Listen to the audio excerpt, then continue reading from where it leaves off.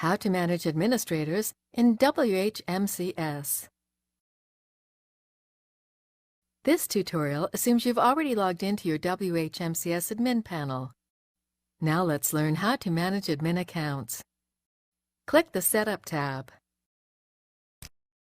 Click Staff Management.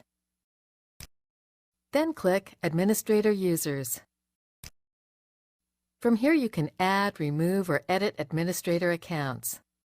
Let's go ahead and add a new admin. Click Add New Administrator. You can define and assign administrator roles. Choose a role for this new admin. Enter the new administrator's details.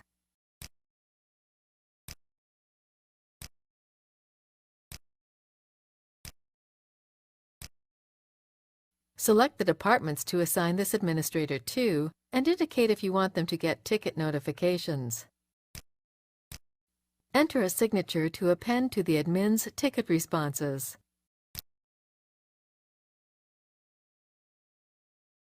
You can also select a different template and language for this administrator.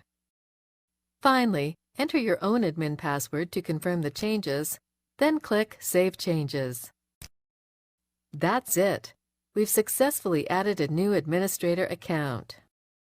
This is the end of the tutorial.